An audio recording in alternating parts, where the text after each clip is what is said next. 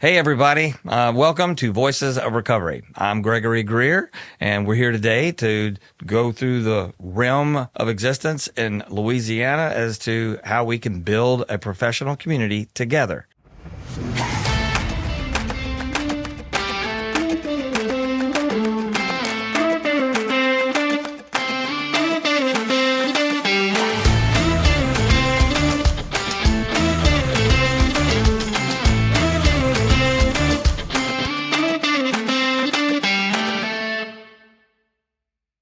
Welcome our guest today, Susan Colbert.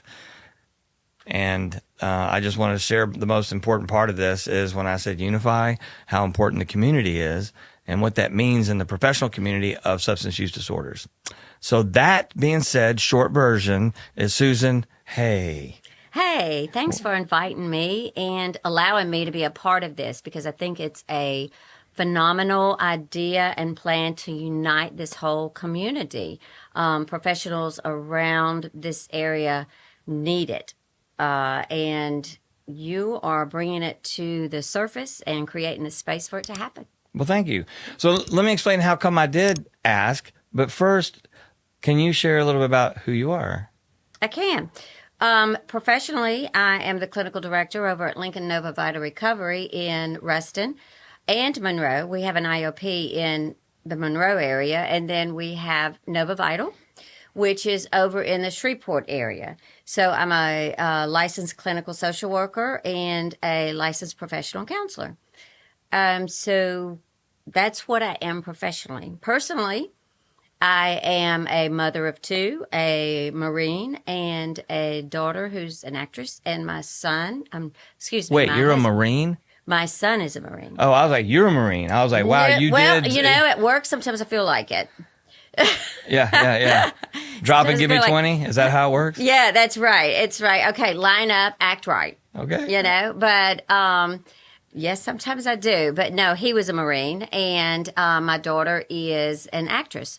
And my husband is, he is an entrepreneur in all kinds of activities. So, it's... So you're a clinical director. Right. A licensed clinical social worker. Right. And how long have you been a licensed clinical social worker? Since, let's see, I did my master's in counseling first, started school in 89 for that. My base was education, taught school initially. And that was out of New Orleans when it was a requirement. I was working in an inner city school in New Orleans. And part of the requirement was to have two Caucasian females in the inner city school. And I was one of those. The other one was from England. And then I went in 89 to get my master's in counseling. Got that there and then decided that I needed to continue, that I didn't feel that I felt like I didn't have enough skills at that point to go out and really be doing what I was going to wanted to do. So I actually decided it was a decision between a PhD versus an MSW. The PhD I felt like was going to kind of seclude me into more of a professor, a tech. I could see me doing that or private practice. The MSW was going to allow me to work with a diverse population of individuals, and so it has allowed me to work across the spectrums of people's lives throughout my entire career, which I got that in 91 through 93. So I've kind of been there. So can I ask how old you were then? I was in my 20s, late 20s. What was the motivation? How come? So the motivation started in teaching. I was teaching inner city schools. I found myself really working with more of helping the children who were suffering. And it wasn't about necessarily the education. It was about resources. It was about having connectedness, having love, having someone to model appropriate behavior. So I found myself in that role a whole lot. And so I was working in New Orleans. I started going to Nicholls State and Thibodeau for a master's in counseling at that time. So in that, oddly enough, my focus was in mental health, but I was reading a whole lot about addiction and identifying with it, going, yeah, that would be me. How did you That would identify? be me. Well, I already knew. I already knew what it was seeing it in print. I was seeing it in print of, yes, this is you. And my life had become totally unmanageable at that While point. you're in college? Yes. Oh, yes. Oh, awesome. Oh, yeah. Yeah, yeah. So I was, this is what I did on a regular basis. So wait, you were going to school in counseling while in active addiction? Yeah, I was. It wasn't working well. Look, the reason I bring that up is because, so I went to college twice. I had what you call 2 drinking careers. Yeah. And in my second drinking career, I was getting my master's in social work at LSU, but my free time was spent with student loan money down in 3rd Street. Yeah, I know it well. I know it well. Yeah. So you were aware, I was well in my 30s, but in your 20s, you were aware of addiction. For yourself. I was very aware of it from a teenager.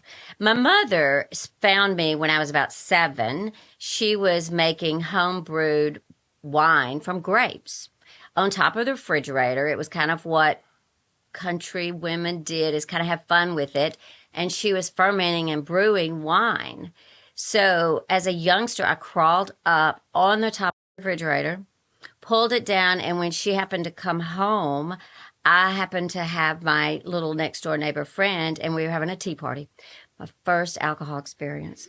You're having a tea party with booze. Yep. Awesome. Bringing the other kids in and getting them drunk. That's right. Right on. I started early. Drug dealer. Yeah. So I ventured early in high school. I was in it.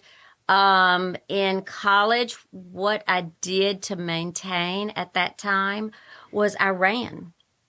Interesting enough, I would run. I ran marathons.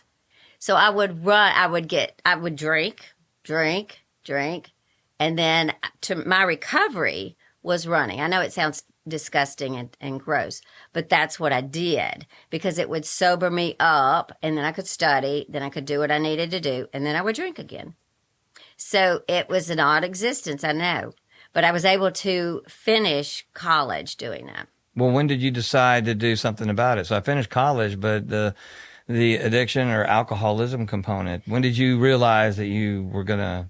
Yeah, it got worse where it was taking a toll on me in teaching school, and I became unable to run any longer, and I was solely absorbed in addiction, and so I couldn't do those things anymore. Lost a marriage, and related to a lot of drinking, and my life was just a total wreck. So it was just that moment of clarity where it's like you either do something or you die. And because I also had drugs in my story as well. So it was, I always would make these toxic mixes and they never went over well. So I was one of those that ended up in an emergency room. Oh, so wow. yeah, I was one of those. So oddly enough, there came a point where I realized that, you know what, I can't keep doing this. I'm literally going to die. And that was that feeling that comes when you know deep down that I'm not going to make it if I don't do something different. So that was when I called. I reached out for help, connected, got into a hospital, and that was where my journey started. So it was after that I finished the college. See, I never could finish it when I was drinking and using. Never could finish the graduate work. Okay. Nah, wasn't going to happen. You know that feeling. You know that story. Yeah, been there, done that. Got that T-shirt. Yeah. Yeah, been there, done that. Wow. So you currently work in the field of addiction. I currently work in it, but I haven't always because my focus was in mental health. That's what I got my concentration in. So I worked, and in fact, that was who my supervisors and mentors were all under, and I got my feet wet in psychiatric wards over in Shreveport, actually, at some of the, Shumpert, 8 Main, those kinds of good ones. And went from there in working in various roles. I've really have gone And that's the beauty, I think, of my career, is being able to roll from one area into another. I've worked with children, I've worked with teenagers, I've worked in hospice, I've worked in home health, and I've worked in addiction. I started kind of a while. I was working in addiction, and then I moved through different aspects of different areas, and then I came back to addiction. Came back to addiction. Yeah. So that brings me to the purpose of Voices of Recovery and trying to unify Louisiana professionals in the substance use disorder. That how is your journey with working in the field now? Now, I say that working with, mentoring new professionals, and how is that for you? What do you find your, I don't know if I want to call it purpose or your mission, where do you find yourself with this? Because you're the clinical director, and then Right. how you're developing that. So my personal mission, and I think authentically, I'm a person that is a healer. I like to heal, in whatever way that comes about. My purpose as a clinical director is to guide that staff, that supportive staff, those clinicians, so that they can help heal as others as well, because the addiction is right now, it's so rampant. We need strong forces, strong walls. We've really got to do, it takes an army, you know what I mean, in order to really work with what we're dealing with these days. Opioid addictions, alcoholism, fentanyl, it's there, and it takes a lot of staff to do that. I like that you called yourself a healer. My mentor in Sedona, Arizona, I had mentioned to you before. She calls us wounded healers, who help wounded healers heal themselves. I like that. And I like so I guess in the recovery community, and there's different programs out there. You have Alcoholics Anonymous, you have SMART, there's harm reduction, which I've involved in the West Coast, on the East Coast too. But in the recovery community of, say, AA, the 12 steps that carry this message, and it's not to really change anybody, it's to allow a person to do something on their own. Right. So wounded healer helping a wounded healer heal themselves. Absolutely. And so I'm glad that you brought Better up the word. term. I like it. I like that you call yourself a healer. And that brings me to a question that I think you and I had talked that day. I wanted to share the reason that I wanted us to meet was how much I appreciated your support in the community. So when I shared about doing this podcast and trying to bring this up, that you were so enthusiastically affirming, almost like they say in the woo-woo world of manifesting, it's already happening. It's happening now. That's right. And so it was inspiring. I enjoyed it. I appreciated it. And so I kind of get that vibe from you that that's how you work with your staff. It is. And I think that speaks volumes to, I think, not only working with our clients, but as a leader, working with new leaders.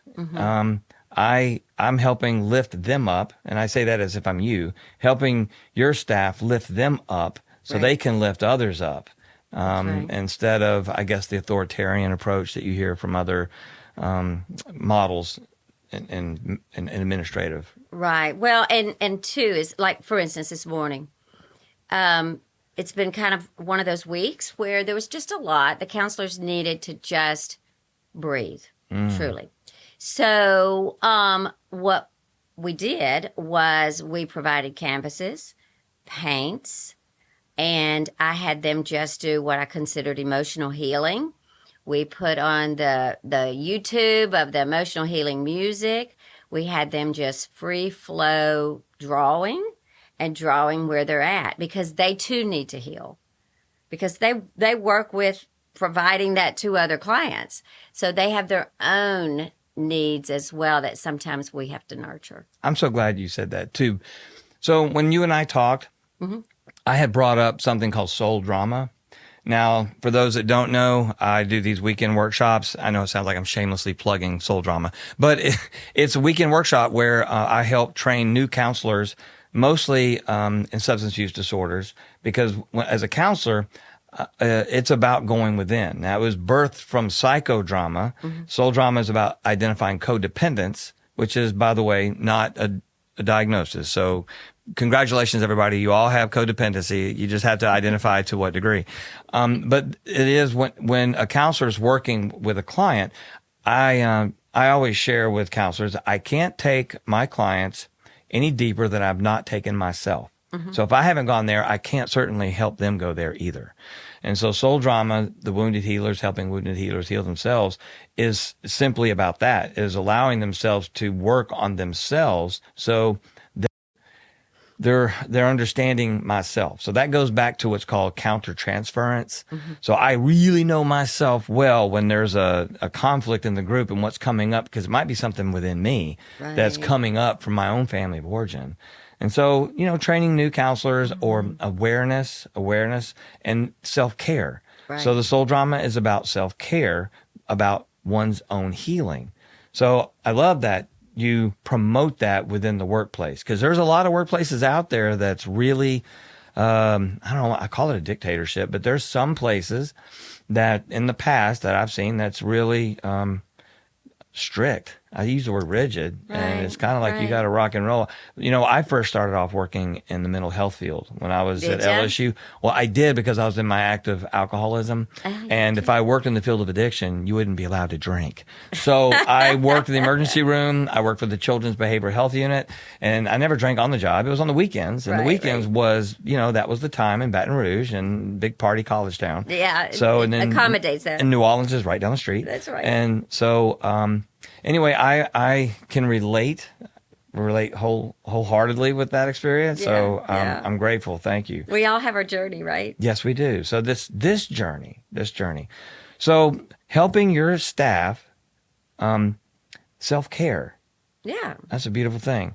So let me ask, since you said breathe, and this is going to sound kind of like a shameless plug, that I do breath work. I do. I love it. It's called activation breath work. Yes. And there's so many different modalities out there. And what I studied, and just, I guess for education purposes, is a non-pharmaceutical psychedelic experience. Originally brought up with the holotropic method from Stanislav Gross and his wife, Christine, that they developed when all the hallucinogens were banned from the United States in the late 60s, 70s. Psilocybin, LSD and mushrooms, that's psilocybin. So he created, through all these different South America, Africa, this circular breath work, and it included all these variables of music, physical contact, movement, that created the psychedelic experience through our synthetic enzymes in our body that create our own said DMT. And there's research to debate that. However, you've been a participant, and I have. If it's cool with you to share, I don't know, what was your experience like? Because it's different. It's not talk therapy. This is where you go within yourself. Oh, right. To learn whatever comes up within you. That's right. It is I definitely endorse it. I suggest it for everyone. And the reason I do is because one of which is it allows you to shut out the external and go internal. And it's almost like a portal that allows you to get into those latent parts of what I consider your consciousness that maybe you need to, in reference to experience what you need to experience. I've had some amazing experience with it. I had it with you when you facilitated it. It was just a beautiful experience for me. I think it has so much potential to help people again in that healing, because it allows kind of a person to just explore their own story and to go to places that maybe they haven't gone before, and to reach into the depths of those places, maybe of the soul, so to speak, and shift just a little bit, maybe shift your perspective a little bit, maybe shift your consciousness a little bit, but you shift in that space. So I personally, I want to thank you. I will definitely do it again. I think it's well needed, particularly in this area, because you're actually, I think, the first person I know to bring this to this area. I've done it in Sedona. And like you said, it was different technique, different thing, but the outcome's similar, very similar. But yet it's so needed that people need to be able, they don't need to have to go to Sedona to get it. They need to be able to reach out and link into it. So you're providing that resource, and I think it's just a great idea. Well, thank Really you. do. I know that nobody else does that around here. It looks, because some of the variables too is when you're breathing, Right. the circular, Right. through the inhale through the nose and out through the mouth without any stopping. Right. And not like, and for those that are familiar with Wim Hof, this is not Wim Hof breathing. This is a circular breath work, and there's no stopping at the top of the bottom. Right. I do need to bring out the gentleman who created this modality that I am certified. His name is Ocean Eagle. Ocean Eagle has his own activation breath work, and he just finished up his second batch of vets specific to females. He did males only last month, and this month were women. They're all Navy SEALs last month. These combination of different branches, but what they went through and shared in Mexico from the several day activation breathwork retreat was just phenomenal. I mean, their reviews are just I get reviews that after they do it, it's like, wow, I feel like I just took a Valium. Yeah. Because they're so relaxed, and you know, it's a good hour-long approach that and the music, the breath that's required with making noises, Right. and that's where people get really wigged out. They do. They get, I can see where you get a little bit like, oh my goodness, who's next to me going to hear what I'm doing or see what I'm doing? But you're not, because you have on little blinders anyway. So, but I think part of the journey is allowing yourself to be vulnerable and just be with it and find out a little bit more about yourself that you didn't know before. Well, and making those noises, I Yeah. was telling you earlier about Voices of Recovery and Right. the tagline, find your voice. That's right. Yeah. So the reason it's called Find Your Voice, so through breathwork, we talk about aligning chakras. So anyone who does any Reiki experiencing, like Reiki practitioners, that it's you're going to walk through all these different energy spots of your body. And through the throat chakra is where the voice is. And so from a counseling perspective, I'm always trying to help people find their voice. Right. And what is their voice? So as we learn in group, some of us are shy. Some of us don't know how to interject or be a little more assertive. They've lost their voice, or maybe they never developed one because in their family of origin, based on parenting, that they were never able to speak up. Therefore, they never had a voice.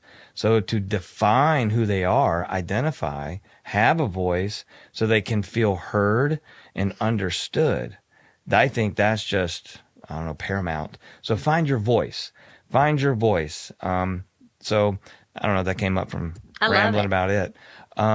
So let's see. While I have the time, because you're the guest here, and I'm starting to ramble all about me. No, because I'm in recovery I love too, it. so I'm selfish and self-centered. I'll talk all about me. We just go here. It's about your journey as a clinician. Right. So you shared that you're in recovery. I am.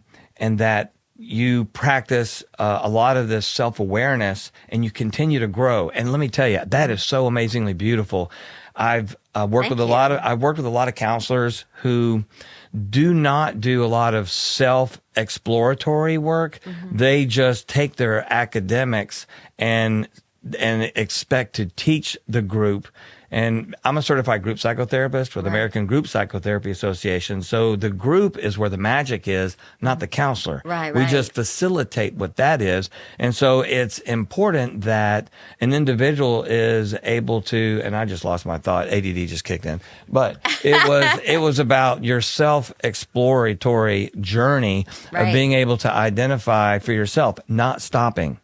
And so continuing to look within yourself so that you can identify, that helps continue to grow. Right. Where, like I said, other counselors might use their academics to teach instead of counsel and understand the relationship process within the group. Right. And again, part of this process is to unify the professional community, and we have counselors in training. I seek to advocate for, and I don't know if you've been down to LASAC, Louisiana Association of Substance Abuse Counselors and Trainers.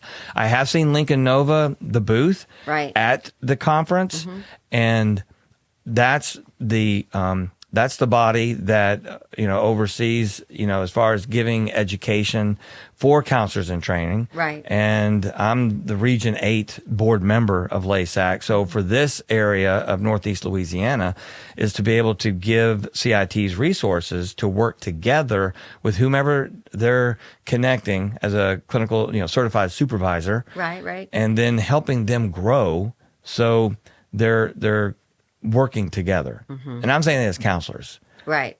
So this would go back to my theme to unifying. Right. So many treatment centers are, I want to say, opposed to connecting with each other because there's a competition element. Right. And I'm wanting to unify. And I bring this up like Business 101. So, some treatment centers will be like, oh, don't talk to them because they're going to take patients away from us. I'm like, wait a minute. Did you realize back in the 50s, when McDonald's opened up and then Burger King came along, and they teach this, by the way, in business ever, is that Burger King opened up one block from every McDonald's across the United States. And the magnificent part of it was both businesses increased their income. Both of them, by being there, not by competing, but they competed by, news or however, but they both grew. Both grew. So my thoughts are in connecting all, the professional community, that together we will all grow. We will all grow instead of people being dismissive or competing and to be fearful that they're going to lose a client. Right. Of something I totally of that nature. agree. I totally agree. It's so interesting because it's like we don't have enough to go around. I mean, look at what's going on. And that's what I tell my counselors. I'm like, there's plenty of people out there. There's to go around. I forget the competition. One of the things that you can't help but hear as a clinical director and respond to is when they'll say, well, so-and-so is going to, if they leave and they go to another treatment center, they'll take the book we developed and we that we've distributed and that we're using. And I'm like, okay, so, let's all work together. That's all. I've always said that. There's plenty, not to worry. It will, like you said, the Burger King and the McDonald's, it will work together. We all work together because we're all facing the same thing. We're all trying to fight the same thing. That's right. Yeah. And I don't think anyone's reinventing the wheel. No. There's so many modalities out there, and I am familiar that Lincoln Nova brings in some more, I'm going to say modern, progressive approaches in how to connect with their clients. And the reason I bring that too is because Northeast Louisiana, it's no secret, I think, we're about 10 to 12 years behind the clinical curve. And so there's outside, and gosh, I hope this doesn't sound like I'm putting us down. I'm like, we're growing, guys, and that's what we're here for. This is to grow. That on the West Coast, they have different interventions used in different programs that they may not be doing here yet. But in this demographic, people do EMDR, people do brain spotting. There are a number of trauma approaches within treatment, but for those that are seeking just a 28-day, you really can't do a lot of trauma work. And many people are like, I want to do trauma. It's like, well, The problem with that is, and you could speak to this, that you have to land the plane. Right. And in that first 21 days is landing the plane. There's not going to be any psychoanalytic work. Right. We're just landing the plane just to get people regulated, Right. so that then they can go into those areas. Right. So it's the education component. Now, It you is. correct me if I'm wrong, though. No. I mean, it's really like the drop in the bucket. It's why we have the IOPs, is because And what is IOP? The IOP is the intensive outpatient program. Yeah. It's 3 days a week, 3 hours per day. It's to kind of extend the treatment from the inpatient, to keep someone accountable and to provide counselors to help them reintegrate. Because a lot of them are faced with a lot of, I mean, they still have the same tornado that they created when they come out, and they're trying to rebuild their life. And so we're trying to help them wade through that. So we have peer supports, we have the counselors there. They help hook them up with the things that they need. Sober living. Sometimes it's things like food stamps. Sometimes it's getting paperwork done. It's, it just varies. But, I forgot exactly what I was talking about. Intensive outpatient and all the That's right. aspects of it. Because I was thinking about, trauma work. You can't do trauma work until you get later. Somebody is able to emotionally regulate so that they can go deeper Right. into that area. It can't be done right away. Right. And a lot of people, I guess, they seek that. And I was like, well, and many people go to psych wards first so they can stabilize, Right. maybe, and then they'll go into a residential level of care. Yeah, and a lot of times they come to us and they're still not stabilized on the meds to where you would be able to do such work as like EMDR and that's they can get stabilized, and then you can get some of the basics going, and so they're going to need some continued treatment. We have done EMDR in the facility, and one of the things that I found is that it is very difficult to open up a person, like you said, and then make sure that they've found their safe places in order to even do the work. And to do that, it's very, it can be kind of lengthy.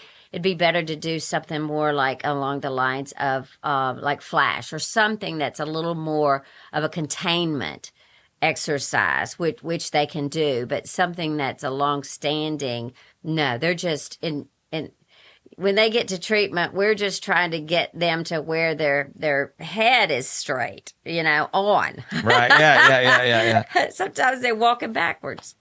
Right on. So I want to take the time now, if we could, to go with your journey still having a clinical role, administrative, and they're like what you consider your biggest challenge for yourself. Because think about it, as professionals, we grow, evolve. I like the word evolve. So how do I evolve professionally? So, what has been your biggest hurdle? Even, and maybe not this moment, maybe prior to getting into the addiction field, and what has been your biggest challenge in the addiction field itself? Actually, my biggest challenge has been trying to work understanding the business aspect of it, and then the clinical aspect of it, and trying to merge those into a cooperative relationship, because as clinicians, you're that client's advocate. And one of the things I can say about Lincoln Nova is they're first off about the client. They really are. And that's why I've been there as long as I've been there, is because they are looking to see what we need to do in order to help that person stay sober. But it gets rough out there. You're dealing with insurances and who, may want to shorten the length of stay, and or say, hey, they just got out of a facility and I don't think they need treatment again. And my response is, well, okay, so they go to the ER and they're suicidal, and you're going to tell them, so sorry, but you just left here. And you can't do that. We need to serve them, because you never know, one, when it's going to click and it's the right moment that it grabs on and they get sober. And two is they may not come back. Right. We may not see them again. That's kind of been a big challenge. So that's in our own, I say, our professional family. Mm-hmm. I'm wondering, so in my own family, there's been addiction, and so I don't know, to speak to your family, like my cousin in 2000, oh gosh, I think it was 19, the Crescent City Bridge, that it was after his third treatment program, Mm-hmm. that he was with his parents, and he's like, you can't live here anymore. So he got all belligerent and was like, well, I'll just go kill myself. Well, Right. I mean, he told his ex-wife, drove up to the bridge. It was on the DOTD cameras, left the car running, door open and everything with witnesses, and he just jumped. Right. And it was 3 days later before they found him in Chalmette. And 3 days later, so his 21 and 22-year-old sons had to identify him. Mm-hmm. And that's just no way to see It's not. your father, your last view. And that's just painful. And so I don't know, in your family system, since it was early in your life, Right. Is there alcoholism or addiction in your family? We are full of it. So Full of it how? What do you mean? my husband is in recovery as well. Did y'all meet in a treatment center? We did not. We are not a treatment romance. I couldn't help it. We are not. We are not. We met in, actually, I was in graduate school and I helped teach him statistics, and because he was not doing well in that. But oddly enough, he's in recovery. He actually celebrates 37 years in a week. That's amazing. I How know. many years do you have? I'll have 37 years in August. Oh, Yeah. congratulations. Yeah, one day at a time. Amen. And working the program and growing. That's what I've done. Now, I've had both my children are in recovery. They all have, each of them has their own story. One of my personal biggest struggles has been with my daughter, who struggles with what I'd say is a mental illness of bipolar. And so she has struggled with that for many, many years. And so as a parent, my biggest struggle has been to not be able to fix that, to know and to when I need to help and when I need not to, and to also see her journey and feel real helpless. I mean, helplessness sent me to Al-Anon, because both my kids were in addiction. Because the apple doesn't fall far from the tree, right? Yeah. So both my kids were in addiction. My son got sober in the Marine Corps. There's irony in that, because when they boot camp and in the leave time, it's on. That's right, and they helped him. They helped him get sober. Yeah. Wow. So yeah, they did. And my daughter got in the program. She went to her first meeting, I think, when she was 16. She got sober when she was 17. And she's now got 10 years. Mind blowing. I know. To be young. So as a mother, I can only imagine how proud you are. Yeah, because they both have sobriety dates. And, the odd thing about that is that growing up, before I was in the program, before I had my kids, and one of the things I did was try to educate myself and educate them to keep them from going down the same road I did. And what you realize is that you can't do that. They're going to go on their own path regardless. I mean, I could put up as many parameters as I wanted, and it's still, they were going to do what they were going to do. And they've each had their journey. My biggest prayer with them when they were growing up and in their use was, I just hope they find a higher power of their understanding, whatever that may be. And they have. Now we consider ourselves the functional, dysfunctional when it comes to our family system because, I'm very eclectic in my spiritual path. And my husband is, Jewish and he wears Hindu beads. And I mean, That's we're awesome, that's the way dude. we That's are. great. Yeah, I dig it. And Oh, my perfect. daughter is just absorbed in the 12 steps. And my son is very, very strong in his commitment to religion. So we all have our journey and we all ended up going to the same place. And you know what I mean? It all ends up beautiful, but we're all kind of a perfect mess. A perfect mess. But a perfect mess is also beautiful. Isn't it? Yeah. It's supposed to be a perfect mess. Yeah. I think that's where the storms create, or the rain creates the life, Right. from the water to the plant. If I Yeah. look at the circular part of it. So I was wondering, all right, so I got 5 minutes I want to play with for a bit, because as a parent wants to caretake their children, obviously. Yeah. I know. And then where does the boundary come? We raise them for this. Right. And when you went into counseling first, after Nichols, and you're looking at that role, and you thought about being a teacher, and I was wondering, I'm psychoanalyzing. I'm wondering if you're a caretaker, and then did you see yourself as a caretaker as you grew up, and where that might have come from? No, I didn't see myself as a caretaker. I was kind of a rebel, I was the third daughter. My parents were older when I was growing up, and they were tired of raising children. So I actually was put into a garage apartment about the age of 15. Oh, freedom. To be on my own. And of course, boop, out there. So but caretaking, I didn't really, I don't see myself. So how come going into the field of counseling? Because there's really only two reasons. Yeah, well, I think it was my own, it's my path. It was just my path.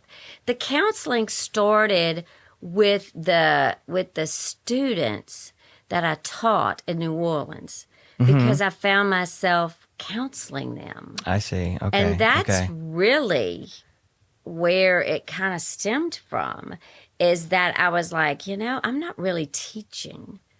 I'm really counseling these people. I'm trying to make sure that their home life goes better, or maybe that's the caretaking.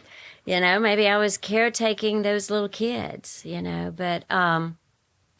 But they needed it, and there I was, and it just seemed like that's what opened up to me, and that's where I went with it. Okay. Yeah. I always find it fascinating, and I reframe back to the soul drama, is that people identify their patterns based on family of origin, and how come I do what I do. Right. Which right. Oprah Winfrey and Bruce Perry had a really amazing book. What happened to you? Right. That's a really good book if you haven't checked it out. That identifies all the events. My parents were older, and so I'm raising myself and whatever with my kids, and I just.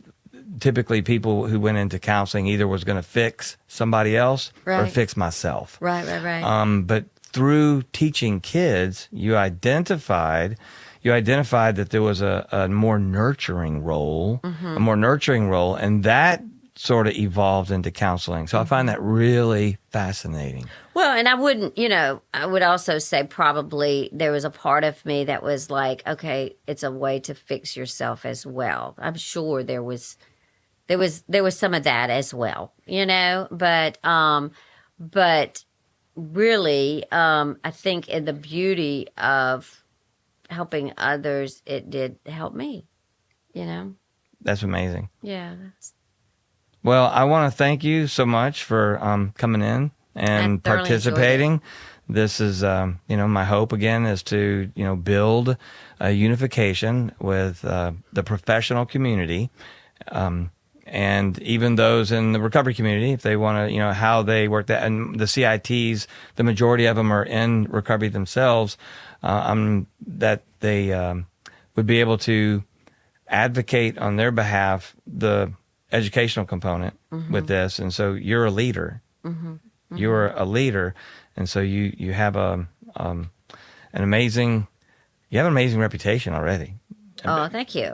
People do speak pretty amazingly well of you, and my meeting you, I find it powerfully energetic and inspiring. So I'm just very grateful to have met you. It helps feed me in the direction that I'm going. Vice versa. When we had coffee, I was like, wow, this is somebody there with that kind of energy. This is, we can make these things happen. So it's almost like, yes, this is my plan, and my response is, well, let's do it. Amen. Yeah. Or as they say, so it is. So it is. So it is. So I want to thank you guys for hanging in with us today, or whatever time you were able to watch us. My name is Gregory Greer. This is Voices of Recovery, and we're seeking to unify and unite the professional recovery community. Have an amazing day.